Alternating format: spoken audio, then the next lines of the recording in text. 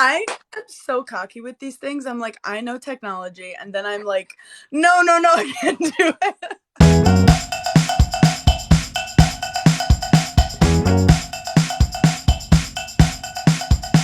Do you also like panic like I do? Because if I'm like trying to do something, I'm like, oh my god, oh my, like I will freak out. No, I was having a full panic attack. But I also like 2 minutes before was like, I can work a live app. No, I can't. But anyway, You're a podcast queen, like you're a tech queen. You know, it's so nice to meet you. oh my god, so nice to meet you. I'm such a fan. I've been like going through all your videos, and also I love your background. It looks so cute. Thank you. The next progression in this is that it's actually facing the right way. But we're gonna get there. You know, Those it's are like details that people don't care about. I'm also like obsessed with TikTok, so I'm so happy that I'm learning how to go live. listen, you're a TikTok queen. You pop up on my For You page like more than anybody else. Oh my god, that means the universe thinks that we are like energies that should connect because the algorithm knows more than God. No, listen. Actually, I've had some takeaways from listening to Giggly Squad because what better research than to just obsessively listen to your podcast? Like, and Giggly Squad, I've taken some things away from it, and I actually want to just like quickly tell you that we have a lot in common. Oh my god. You said on a podcast episode recently. Wait, everybody, guys, I'm also all over the place. This is Hannah fucking Berner, everybody. I'm so happy you're here. Thanks for having me. It's an honor. My first ever TikTok live podcast. Oh my god, that's so exciting for me. I love that. So I took away that you are heavy-footed, and so am I. My nickname, and I mean that like I think that we just really step into our power. I think that's like what it is, you know. Yeah, We I know how take to walk in our space. power. But also, it's funny. Like, I think I just have bad walking technique because I'm like not purposefully trying to like stomp around. No, of course not. But one day, I used to work at like a kids club in New York City back in the day. Good times. But my coworkers literally nicknamed me Heavy Feet. So it's Oh just my god, I want to normalize heavy walking, and yeah, as women, we're taught that we need to like be on our little toes and our little heels. No, we're no. barefoot, just slamming the ground, and that's how I like to assert dominance. That's right. Listen, somebody's got to do it. We can't all be dainty damsels, okay? I also there was something that you guys, you and Paige also have just the most elite dynamic. Like I'm truly obsessed. It's so good, and this is embarrassing for me, but I also thought that like when a woman is giving birth and she's dilated, I also thought that was the vagina hole. You So guys, we're it's learning and not. growing. One thing about my podcast is we say stupid things, and I was pronouncing perineum for like 3 episodes. Um, we started Giggly Squad as Instagram lives during the pandemic. So Oh like shit! what I we're love doing that. here when like the world was ending, every night at 10 p.m. every single night for 3 months straight. We did not miss a night. Maybe once because Paige was like super Oh. hungover.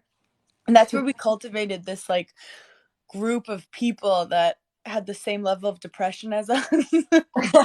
But like we were I guess Paige and I realized that we had this like very weird conversational chemistry because there was nothing to talk about during that time. We weren't doing anything, but we just would like figure out shit to say, and then it became the pod. But the fact that like I feel like podcasts are also like TikTok where like you it the right ones find you because you're not gonna listen Yes. or something that you don't vibe with. So it makes me very happy that you enjoy Giggly Squad. You're giving giggler energy.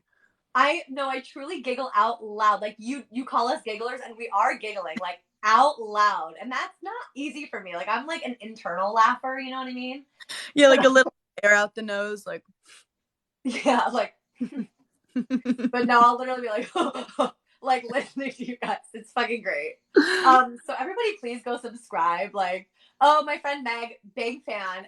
My friends are big fans of yours too. And she said, I'm a COVID giggly squad OG. Oh yeah, they are different, a different level of giggling. I always say like, "Do you have any OGs?" And they're like, yeah. But then there's all these like new gigglers that come, and we love them too. Just we love them differently. I'm a new giggler, and you can love me differently. That's We okay. love you differently. It's like children. That yeah, and I have to say they've been trying to get me on the Giggly Squad train for a while, but I'm kind of one of those people where I'm like, if somebody tells me what to do, I'm like, I'll get there on my own time. Like, Oh yeah, that's like one way for me not to watch a show is that everyone's like, it's so good, and you're like, terrible. probably basic, probably basic. Probably.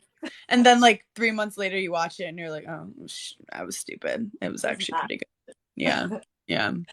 Oh my god, well, I know we're like kind of pressed on time. I want to get right into the nitty gritty because I want to know kind of everything about you. So I'm going to like learn as much as I can in this 45 minutes of glory that we have. Let's do it.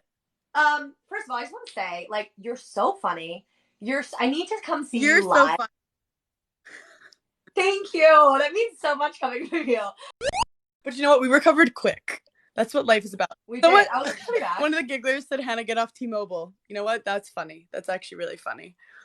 Listen, I have Okay. AT&T, so I like worse. Oh, Girl Boss Town is on. Hey. Iconic. So I was in the middle. I don't know what you caught of that question, but I wanted to ask you like how. Oh, well, I was complimenting you. I was in the middle of giving you a compliment. Oh yeah, you're funny. You're like, no, you're funny. TikTok was like, no more you guys were like, you're done. TikTok was like, shut the fuck up. No, you're You're so done. good with like engaging your audience and like doing the banter with them. Like that's what scares me the most with stand up. But you're so good at it. Oh my God. I love talking about stand-up, a true art form. Um, I feel like a lot of people's fears are like, oh, what if I go and I bomb? When like the best moments come from when you try a joke that doesn't work. Like in my opinion, when you try something that maybe goes too far or just like doesn't hit, and then you're like, oh, so this room doesn't like to talk about buttholes. Like that, I feel like it makes you relatable and it makes you like connected with them because Yeah. you it's not like a robotic speech. It's like a dance. It's Yeah. really like an energy that they're giving you and you're connecting with them. So like I think yeah, the worst thing you could do with stand up is just go up there and speak into the mic. Instead you have to like I don't care if it's like all dark, you really have to like be in it with the audience and you can't just like I think that's the key how people bomb is they like Yeah. don't try to connect at all. Like even connect over how shitty you're doing. Like that's a vibe right there. Yeah, or like the anxiety kicks in and you're like, fuck, this isn't working. Oh my God. But instead you're like, oh, you didn't like that joke. Oh, well, you didn't like that True. one. Like, Yes. And I also think, like, I always say people don't remember what you say, they remember how you made them feel. So it's like, then no one's gonna be like, that was a genius joke. They'll be like, holy shit, that was a good time. And, and I feel like I get like social anxiety with like some people I don't know, or like I hate a group dinner moment. I'm oh like, my God. do I go hard? Do I go too soft? I like don't know how to act. But like for some reason, I'm very comfortable in a stand-up club setting. It's like I'm more comfortable there than like in the green room. It's just where I gravitate to. Yeah, and I want to like ask you so many questions about your stand up. And I want to kind of start like from the beginning because I'm so curious because you were doing content creation. You've been doing it for a while now, like quite a bit, quite a long time. Yeah. Yeah. And kind of right before like Instagram and TikTok really were like everyone was kind of doing it. And so you went to school for tennis and you were like Yes. a star forever. So if you're like, you When did not do school, you played tennis. It's true. tennis. It's like, it was, they call it a student athlete, but I was an athlete student. I was a tennis player. And my dream was to be a professional tennis player. And I really like did everything to get to that point. And then after college, I was like, I'm burnt out. And like, it was it's one of those things with your life where I always say, just because you're good at something doesn't mean you are meant to do it. And it's like, I always was really into sports, but deep down I knew like I had a very creative, silly, goofy side. Like when I was little, I loved like acting and drawing and painting and Oh, I love that. but I really suppressed it because I happened to be like naturally an athletic kid. Yeah. And I had like, the sports dad and like we just like loved sports. But then I was like, okay, I did college. And I was kind of interested in sports broadcasting, but I wanted to go back to New York City, which is where my family is. Right, yeah. And I immediately got a job in sales. I was doing cold calling sales. Like, my dad was like, Anyone who wants to be tough has to do cold calling sales. Want to be successful, do cold calling sales. So I did that. But again, it felt like tennis where I actually was like kind of good at it, but I wasn't. I hated it. Like I would just like go and talk to like, I just wanted to talk shit with my coworkers. I did not want to call Yeah. strangers on the phone and ask them for things. Like I wanted to create. I didn't want to take. But Yeah. also Yeah. cold calling is giving like open mic vibes, if you know what I mean. Yeah. No, I was just gonna say, like, you're good with an audience. Like, they're your audience. I, it really was like my first kind of open mic experience, calling random businesses and try to sell them digital marketing. But then I quit to go try to do like, I thought I wanted to do marketing. I'm like, it's creative. I'm going to love this. Turns out my job at marketing was boring as shit. Like it was Yeah. like very generic email campaigns. Like it was just customer service. Like I was so bored. And I'm one of those people that like, it's not that I have a bad attitude, but I like can't fake if I don't want to be somewhere. Yeah, you're like, Like, I really hate this, and it shows. Like, yeah, like I can't like I want to either give 100 or it's nothing. So I yeah. really, I remember I quit that job and I was 25 and I had no job. And I know like I had to have some friends that were like, what's going on with Hannah? But I really did manifest that I wanted to do something with video because I loved my sports broadcasting gig. Yeah. And then I applied to a job at Betches, which is like this like millennial, Yeah. and they were looking for a video producer of 5 years experience. I knew how to like cut and edit videos, and I was really funny in my group chats. And overall, I just grew up with a very, very funny family. And I was like, fuck it, I'm gonna send a funny video. And they selected me, and they pull me in, and they go, "You have zero experience." And I was like, but, and I literally brought all of these ideas. I was like, these are like 40 video ideas I want to do that I know. Like, I'm a millennial girl. This is so on brand. I know how to make my friends laugh. My friends are your demo. And this, Yeah. for anyone listening who's worried about like not being qualified for shit, women take so many jobs that they're overqualified for. We date so many guys that we're hotter than. Like, let's stop. Seriously. I really like, I don't know if this is controversial to say, but I think like women ultimately like are better like across the board.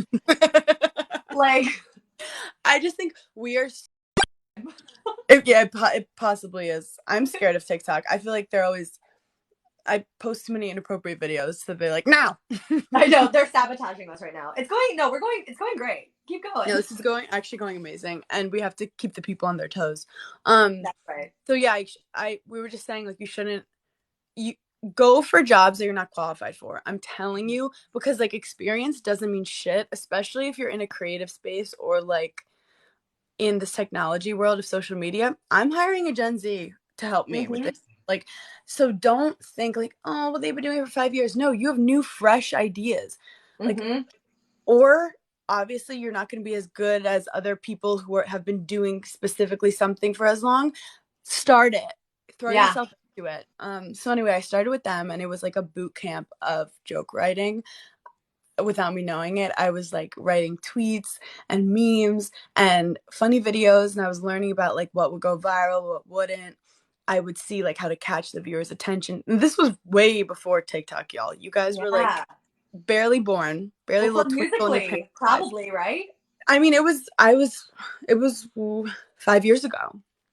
You've done a lot in 5 years. That's really actually fucking Actually, a lot has happened.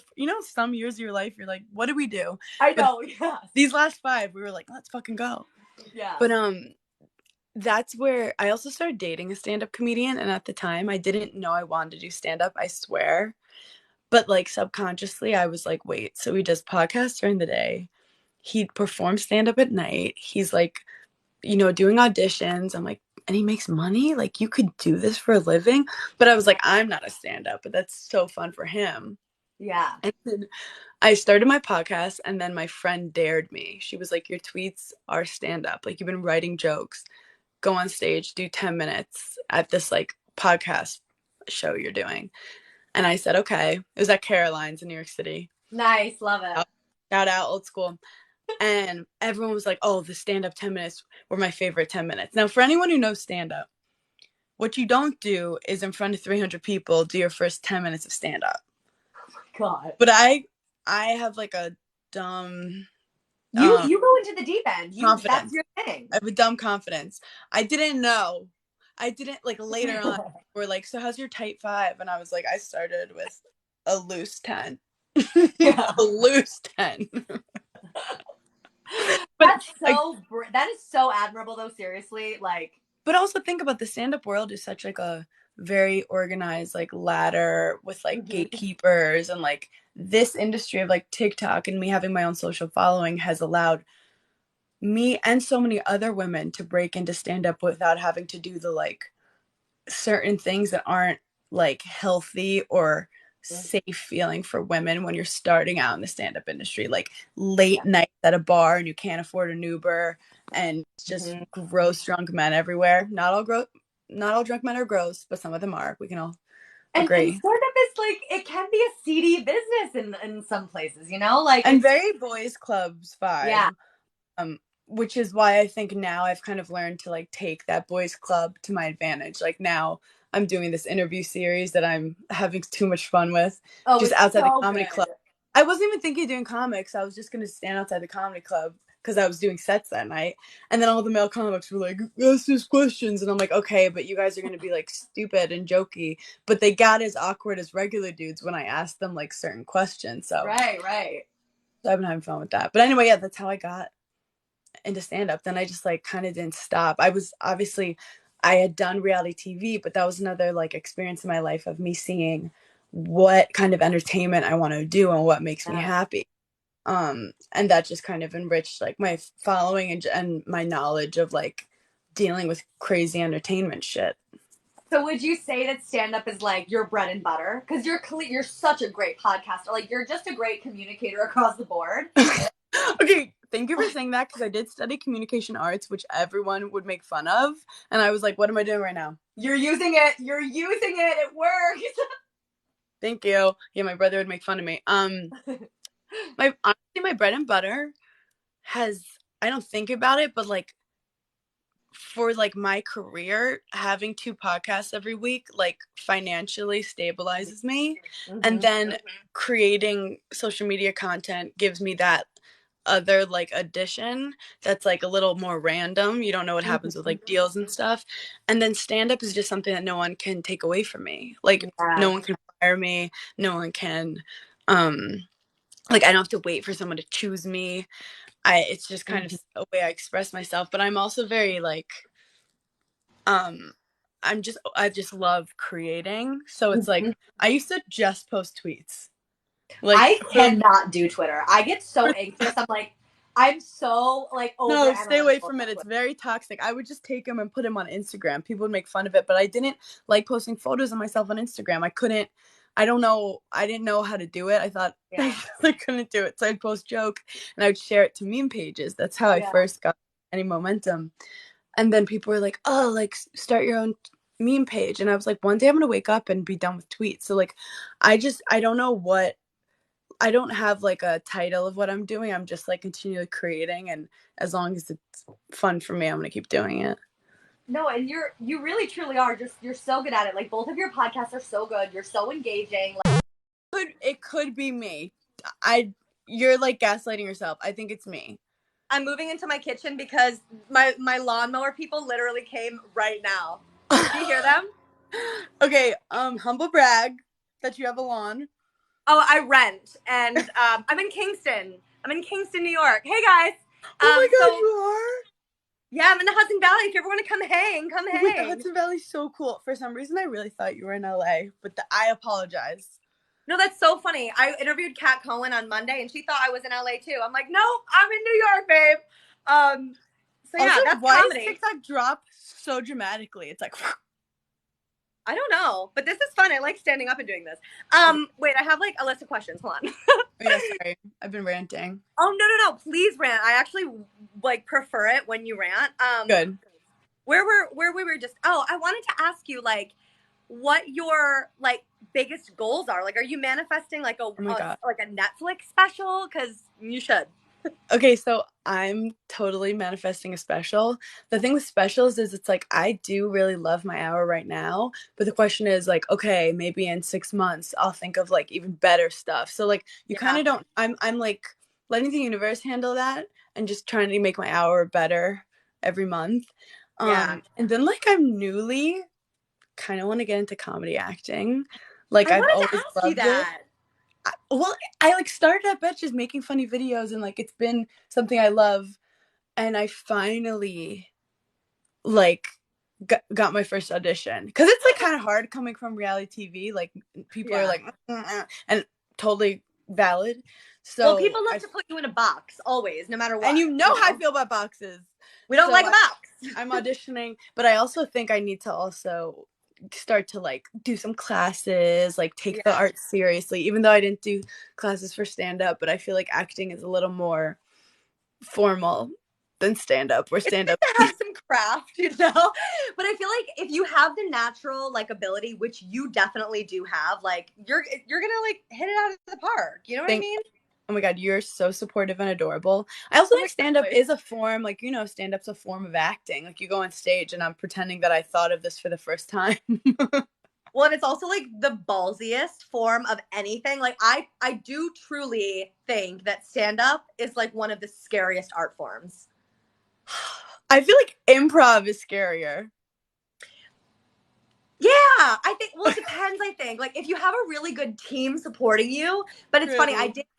I did the UCB thing and I did the intensive. I don't recommend doing the 1 week intensive. Like cuz it takes the whole 101 and it packs it into a week. But the trouble with that is a lot of the people that were doing it were like not comics, like or like actors. They were like lawyers who wanted to be better at like talking to people, and I was like, wait, like this isn't like this isn't really like what I wanted. But Yeah. improv is, and So I funny. went in like trying to be funny, and that's like death. Like you can't try to be funny. I've actually never done improv before. You'd kill it. This, but you're an actress. Yeah, yeah. I'm an actor. I'm an actor first, and then I got on TikTok and I was like doing drama and theater, and then I started doing comedy content. And my acting teacher would always be like, "You need to do comedy," and I'm like, "But I'm a dramatic actress." But now I That get kind it. of, we have Heather McMahon. Do you know Heather McMahon? I know her. I want to know her because Yeah, she's she's amazing. awesome. But she was like a like trained actress, Yeah. and then just started being herself and hilarious and doing different characters. Also, do you know Delaney Rowe on Instagram? Yeah, I'm interviewing her on the podcast next week. She's literally after I was like, dude, you're a comedian. And she was like, and I'm like, no, like you're an actual comedian. And she's like, but I love that this So app good. helped people like express themselves in ways that like they didn't even know they Mm-hmm. could. Because it's also like there's no imposter syndrome. Like people are loving your funny videos. You're not like Yeah. tricking into the algorithm to like it. Well, and it's like instant validation. It's like, I feel like so much of what we do, like, it can be so intimidating, and you're like, is this like working? Is like, are people getting it? But then when people are like immediately responding that they love it, you're like, oh shit, like I'm not kidding myself. Like this is actually like something. Well, that's the one thing why I think stand up, I get instant gratification every night of people laughing or not laughing, but every night where I feel like being an actor, you can audition forever with so much work and like crickets. And Yes. so, does anyone want to tell me something? Even a no? I know. Can I Oh, get a note? Like, can someone tell me they hate me? Even like I this dance changed my doing. Wi-Fi settings. I changed my Wi-Fi settings so it might work now. Stunning. I love this dance. Like this is And the just way I did it, I turned my Wi-Fi off. That's what I did. oh beautiful. Yeah, it's That always might a work. gamble. Yes. Wait, I wanted to ask you too. It was one of my questions, and we've kind of like talked about it a little bit. No, still mowing, still mowing. Um, do you deal with imposter syndrome? Like, what is that for you? And if you do, how do you deal with it? I have the opposite of imposter syndrome. I like I was like that kid that like the first time I went ice skating, I saw the girls in the middle like doing jumps and stuff and I was like I want to I want to go there. And my dad's like, you don't know how to ice skate. And I was like, I'll fucking figure it out. Put me in the middle with those girls. And he's like, you're 3. And I'm like, valid point. But I guess like I feel like so many men are like mediocre, but then they'll be like confident with stuff, and they'll brag about Yeah. stuff. And I really, really feel like women are just taught to be small and make everyone feel comfortable around them. And I think maybe because I was an athlete, which was very about like you had to have confidence. Like if I got on even I had to lie to myself. I had to be like, I felt horrible, and I had to be like, you are the greatest tennis player in the world. So I Mm-hmm. kind of I one of my friends who is also one of my idols, Nikki Glazer, Oh, told love me, her. incredible, she's killing it. And she told me, she's like, I deal with imposter syndrome. And I'm like, that's crazy. And she's like, and then her therapist told her, like, do you think you're so smart that you're tricking everyone? Wait, that's actually like hurts my heart. Like it's I also feel like I'm obsessed with watching documentaries of like I'm watching one now about the rapper Lil Baby, and it's just about him as like a drug lord when he was like 15 in Atlanta, and then becoming this like he literally just started rapping a couple years ago. He wasn't a rapper, and they were just like, you have an amazing energy about you, do you want to rap? And then in 4 years he's like one of the biggest rappers. And I just like love, like I just feel like everyone's human, and it fascinates me the people that have like mentally been able to like live the life they really want to live. And Mm-hmm. some people don't want that life in the public eye, and I totally understand that. Mm-hmm. But it's like it's just people who like want something and then get it. I'm kind of obsessed with. And I feel yeah. like that's kind of the thing. And like the more I meet people that are really doing the thing, I think well, this is a two-parter. I think in some ways I still like infantilize myself. Like I feel like a child around other adults my own age. I'm like, no, we're the same age. Like it's okay. But I've realized too, like so many people, everyone's faking it till they make it. Literally everyone. Like Mm-hmm, everyone's mm-hmm, doing it. I think mm-hmm. that like everyone just knows everything about what they're doing, but in reality, no one really does. Like we're all just No. trying. Oh, for sure. And then even like you think of like someone like Selena Gomez, like so famous. She's existing as a human who Mm-hmm. happens to be having like an abnormal experience around her, but she's, when the lights go out at night and she's lying there in bed, she's experiencing the same thing that we are. Like it's not like some people are chosen, some aren't. It's really about like, I mean, obviously luck is important, but I Mm-hmm. really feel like I just have too much anxiety to do things that I don't want to do in this life. Mm-hmm. Like, and I've, because of that anxiety, it took me until around 26 to find what really brings me joy. And now like when you're like, Hannah, what's your goal? My biggest goal is to never have to have a boss again, like ever. Same, same. Like Feel that it's real hard. not like to win an Oscar. No, I just want to wake up, not be that depressed, and not have a boss. Yeah, and like be like stable on your own and not have to answer to anybody. Like that's the best I thing in the do. world. I've recently gotten a little imposter syndrome now that I've been like working and I've made some money. I get imposter syndrome with money where I'm like, I can't buy that, or I don't deserve that. Like the Mm-hmm. working I can handle, but like then like living a life that you think you deserve is sometimes hard for me because I'm more of like a masochist. I'm like, I want to be on stage. Yeah. Like I don't want to be like, oh, I'm gonna buy this for myself.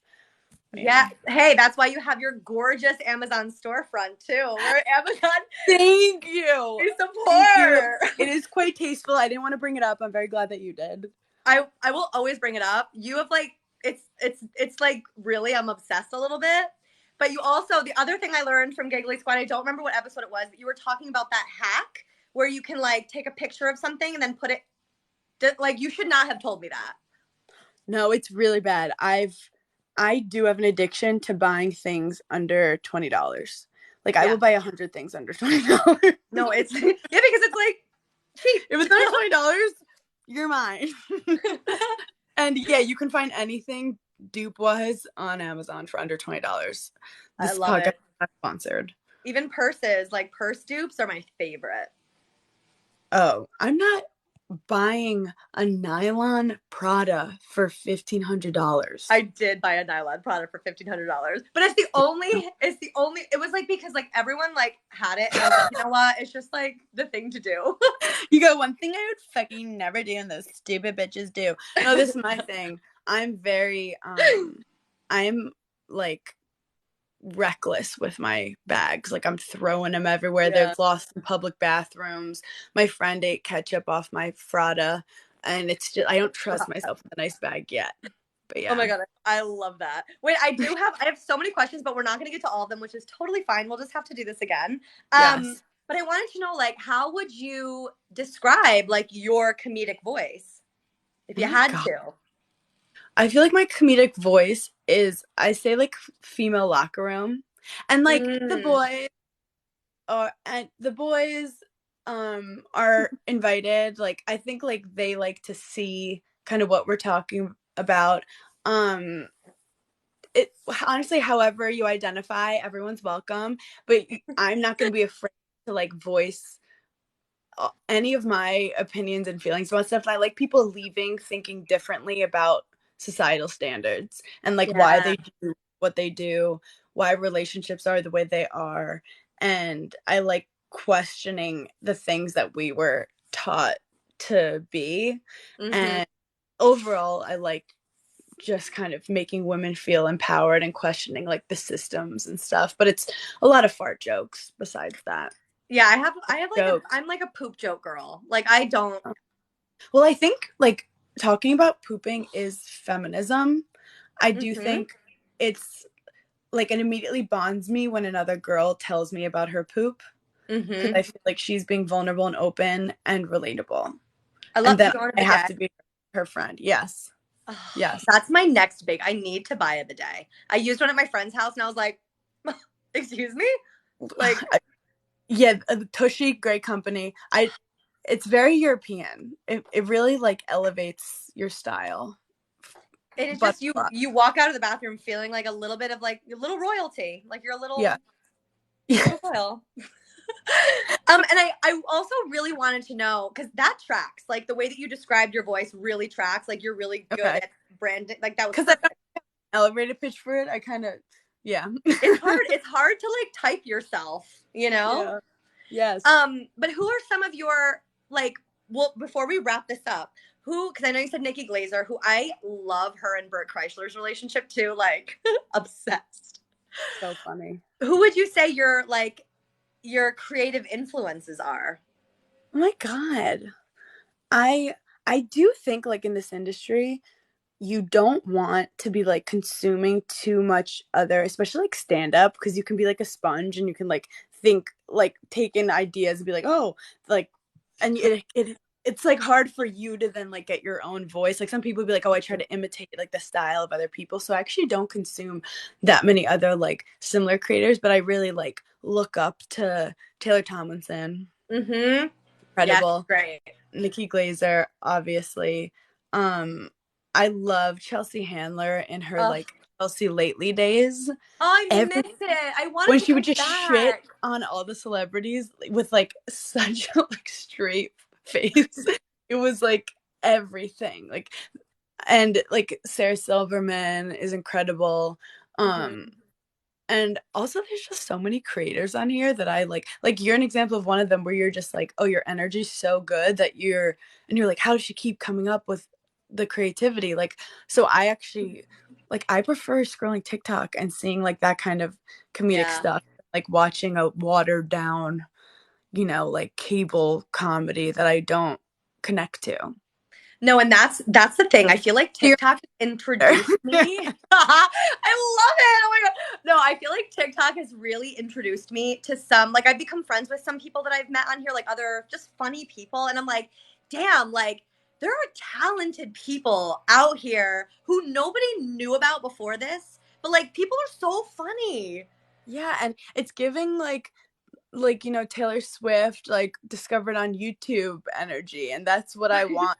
Like the incredible comics on here who maybe like could never get an agent or like Mm-hmm. move to New York City or LA and like they're blowing up and they're in like Indiana, and it makes me really happy because it just makes all of us feel more connected.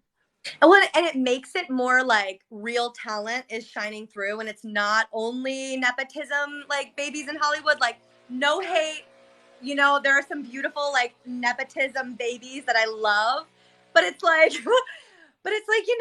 like the industry is kind of built on that, and it is really refreshing to see like people who don't come from creative families that are just like, oh no, you're actually just really talented, and like let's get you up And front. the TikTok numbers don't lie. Like none of us know what's going on So with it. loud, sorry. No, it's fine. My God. Do you hear that? Just bragging about your lawn again. Just my lawnmowers. Can you guys just settle You started this podcast with the most beautiful studio, and now you're in your in washing the machine. dark? Let's turn on the. Oh my God. This is just going so well. I truly. It has been such a pleasure talking to you. Like, I'm so glad we've met now.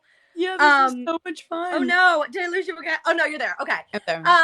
And I know you have to go. I know you have such a busy life, so we need to like get together again. Maybe in person next time, because I plan on doing the second season like on a couch. So that would be so fun, or upstate. Oh, I would love it. Come visit me. You and Paige can both come hang out. We'll do a collab. Oh my God, so fun.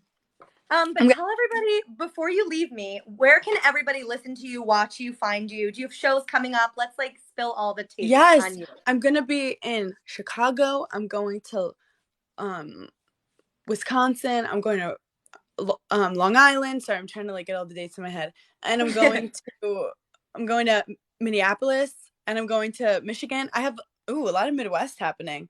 And then listen to my mental health comedy podcast, Berning in Hell. And then if you want some crazy laughter, go to Giggly Squad. Guys, seriously, go to Giggly Squad. Like, you will just sit there and laugh. Like, you guys are the best. Thank you so much. I'll like let you go live your life. And does anyone have any like last minute little questions? Oh, somebody asked where in Michigan. Oh, Grand Rapids. Grand Rapids, Alexis. Oh, and somebody said, how is the old man? Congratulations on your marriage, by the way. He's doing great. He's in the other room. Chipper than ever. Honestly, looks younger than me these days. Gorgeous. He's stunning together. Thank you. But guys, thank you so much for being here. Hannah, thank you so much for gracing me with your presence. The Wi-Fi connection was honestly just an additional. It more interesting. It was beautiful. Yes. And guys, go subscribe wherever you get your podcasts to Bullshittery, and follow Hannah on everything because she's truly just the best. Oh, my friend Meg said, bring Giggly Squad to Raleigh. Oh, we're working on the South. Don't you worry. We'll Gorgeous. get there. You guys would kill in Raleigh. Oh, yeah. No, I said you guys would kill in Raleigh. Oh, thank you. I actually did stand up there once. Someone said, notice me, and they yelled it. Okay, oh, now everyone's getting chatty. Okay, well, I love you guys. I have to run, but I'll talk to you later. All right, bye everybody.